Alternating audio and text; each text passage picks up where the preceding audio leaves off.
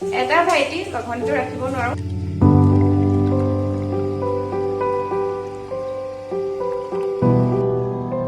Smell এটা আহিছে ঐ মই কিমান খুৱাইছো বুৱাইছো খুৱাইছো পখালিছো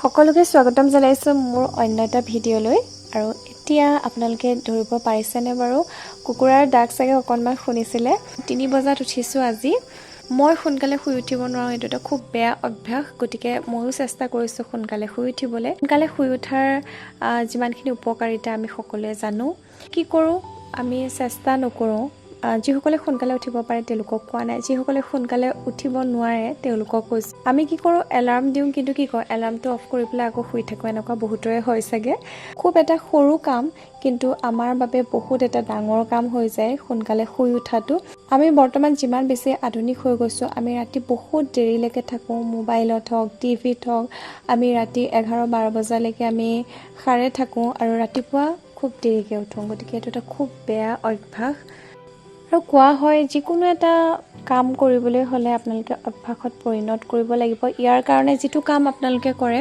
30 দিন বা 40 দিনৰ কাৰণে যদি কন্টিনিউ কৰি থাকে তেতিয়া সেই কামটো অভ্যাসত পৰিণত হয় সময়ত মই ঘৰৰ ভিতৰতে মানে ঘৰৰ বাউণ্ডাৰীটোতে মই অকলমান খোজ কাঢ়িছো এই ভিডিওটো চাগে আপোনালোকলৈ যাওঁতে টুকুৰা টুকুৰ কৰি পেলাই ভিডিওটো হ'ব মানে দুদিন 3 দিন মানৰ ভিডিও যাব চাগে তেনেহলে বলক আৰম্ভ কৰো আজিৰ দিনটো আশা কৰিছো আপোনালোকে যাতে ভিডিওটো শেষ হোৱালৈকে মোৰ লগতে থাকে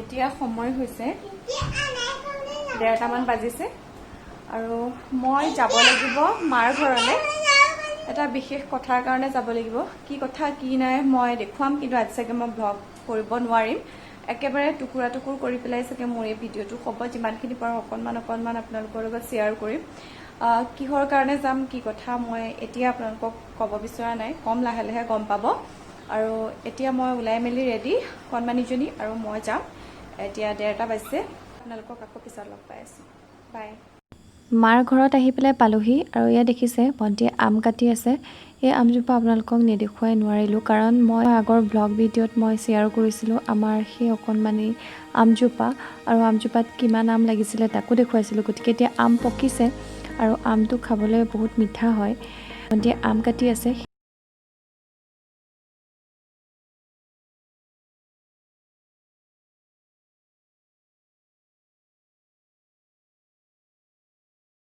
মই কিয় মাৰ ঘৰলৈ আহিবলগীয়া হ'ল আপোনালোকক কম বুলি কৈছিলোঁ আৰু মাৰ চকুৰ অপাৰেশ্যন হ'ল আৰু এতিয়া একো চিন্তা কৰিবলগীয়া নাই মা ঠিকেই আছে ভাল সেইটো কাৰণে ভন্টি আহিলে ভন্টি মোতকৈ এদিনৰ আগত আহিলে আৰু তাৰপিছত মই আহিলোঁ মাৰ লগত গৈছিল ভন্টি আৰু মোৰ মিষ্টাৰ গৈছিলে আৰু এতিয়া মাৰ ভাল ঠিকেই আছে ভগৱানক এটাই প্ৰাৰ্থনা কৰিছোঁ মা যাতে সোনকালে ভাল হয়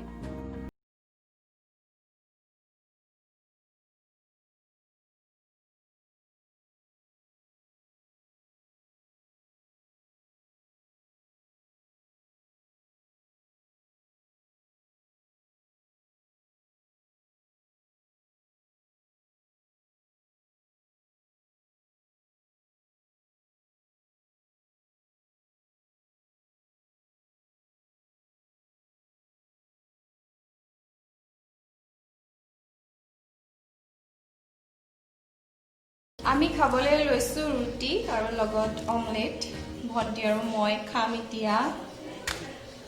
এতিয়া সময় হৈছে আবেলি 2টা বাজিছে এতিয়া আমি ৰুটি খাই লওঁ মই ফালে চাহ উঠাই থৈ আহিছো ভন্টি আৰু মইহে খাম বাকি সবে খাই মেলি আজৰি গৰমত চাহ খাই দে শুনছ গৰমত চাহ বুলি পুৰা খাই দে এইটো বৰগিলাচ কাৰ মোৰ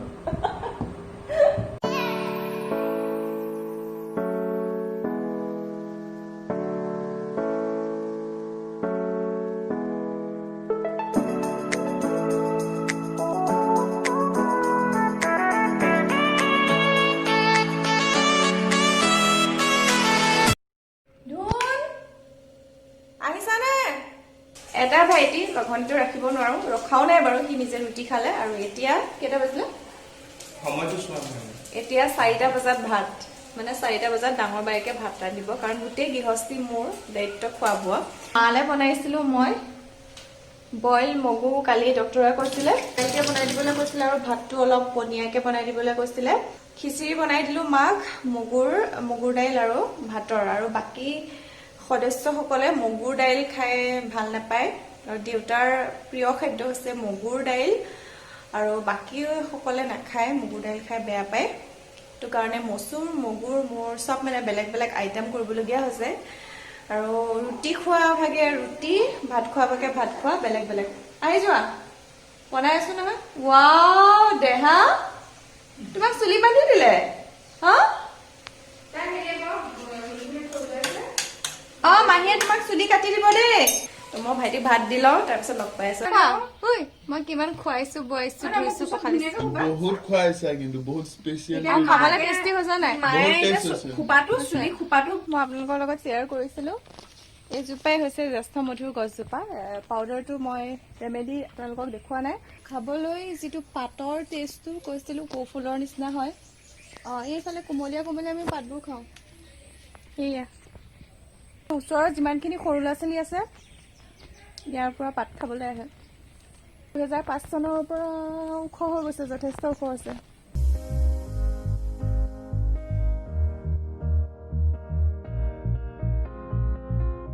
I will run, I will climb, I will soar. I'm undefeated. Oh, jumping out of my skin, pull the cord. Yeah, I believe it. Oh, the past is everything we were. Don't make us who we are. এতিয়া আমি ভাত পানী খাই মেলি আজৰি। এতিয়া সময় চাগে 10টামান বাজিছে, আৰু মই আহিছোঁ চাউল তিয়াই ৰাখিবলৈ। আপোনালোকৰ লগত শ্বেয়াৰ কৰিব বিচাৰিছোঁ চাউলৰ পানী আপোনালোকে কেনেকৈ চুলিত ব্যৱহাৰ কৰিব পাৰে। তাৰ কাৰণে প্ৰথমতে চাউলৰ পানীখিনি আমি তৈয়াৰ কৰি ল'ব লাগিব। চাউলৰ পানীখিনি তৈয়াৰ কৰোঁতে আমি দুটামান কথা মন কৰিব লাগিব, শেষলৈকে ভিডিঅ'টো চাই থাকিব। এতিয়া চাউলখিনি ভালদৰে ধুই লৈছোঁ। এতিয়া মই চাউলখিনি তিয়াই ৰাখিম, আৰু কাইলৈ ৰাতিপুৱা আপোনালোকক লগ পাই আছোঁ।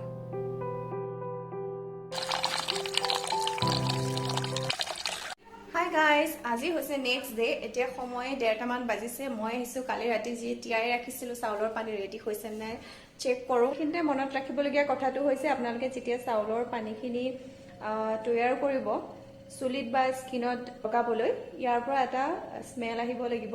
টেঙি টেঙি ভাৱটো যেতিয়া আহে তেতিয়াহে আপোনাৰ স্কিনৰ কাৰণে বেষ্ট হয় বা চুলিৰ কাৰণে ইউজ কৰিবলৈ। পানীখিনি যাতে পোহৰ নপৰে তাৰ কাৰণে অলপ আন্ধাৰ ঠাইত ৰাখিব লাগে, যাতে সূৰ্যৰ পোহৰ নপৰে। মোৰ ৰেডি হৈছে নে আপোনালোকক দেখুৱাওঁ। স্মেল এটা আহিছে, মানে মোৰ চাউলৰ পানী তৈয়াৰ হৈ গৈছে স্কিন আৰু চুলিত লগাবলৈ। আপোনাৰ যদি চুলিখিনি বহুত বেছি ড্ৰাই হৈ গৈছে তেতিয়া আপোনালোকে চাউলৰ পানী ব্যৱহাৰ কৰিব পাৰে, কাৰণ এইটো বহুত পুৰণি দিনৰ পৰাই চলি আহিছে। লগতে চাউলৰ পানী আপোনাৰ চুলি নতুনকৈ গজাত সহায় কৰিব যদি আপোনালোকে কণ্টিনিউ কৰি থাকে। বিভিন্ন ৰোগৰ পৰা আপোনাক বচাই ৰাখিব এইদৰে যদি আপোনালোকে চাউলৰ পানী ব্যৱহাৰ কৰে। আপোনালোকে চাউল তিয়াই ৰাখিব, খুব বেছি বোলে আপোনালোকে 2-3 ঘণ্টাৰ কাৰণে চাউলখিনি তিয়াই ৰাখিলে সেই পানীখিনিতকৈ এইদৰে যদি আপোনালোকে ৰাখে ইয়াৰ পৰা আপোনালোকে বেছি লাভ উঠাব পাৰিব। তাৰ পৰা এটা চেণ্ট ওলাব লাগিব। ইয়াত পিটেৰা নামৰ এবিধ পদাৰ্থ উৎপন্ন হয়। ইয়াত ভিটামিন ই আৰু ভিটামিন বি ভৰপূৰ মাত্ৰাত পোৱা যায়, লগতে এণ্টি অক্সিডেণ্ট পোৱা যায়। এনেকৈ ব্যৱহাৰ কৰিব লাগিব। কি কৰিব লাগিব মই দেখুৱাই আছোঁ, চাই থাকিব ভিডিঅ'টো একেবাৰে শেষলৈকে।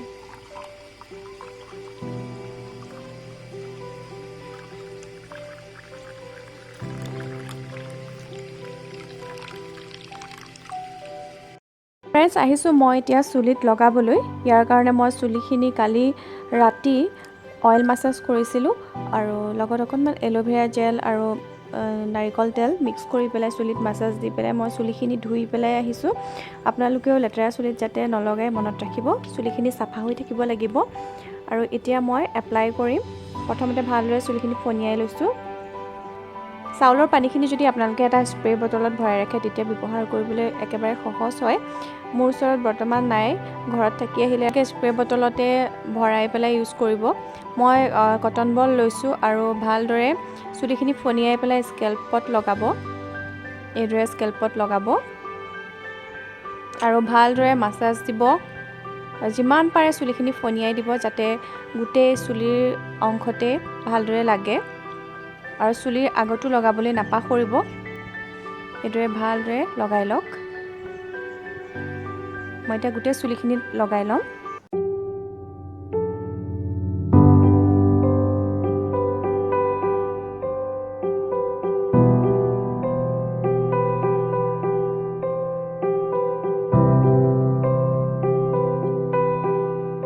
আজি ব্লগটো তেতিয়া ইমানতে শেষ কৰিছোঁ আৰু নতুন নতুন ভিডিঅ' আপোনালোকে এই চেনেলটোত পাই থাকিব, স্কিন আৰু হেয়াৰ কেয়াৰ ৰিলেটেড ভিডিঅ'। গতিকে মোৰ চেনেলটো ছাবস্ক্ৰাইব কৰি যাব। ভিডিঅ'টো যদি ভাল লাগিলে লাইক কৰিব, কমেণ্ট কৰিব, শ্বেয়াৰ কৰিব। আজি ব্লগটো ইমানতে শেষ কৰিছোঁ। আজিলৈ এৰিছোঁ।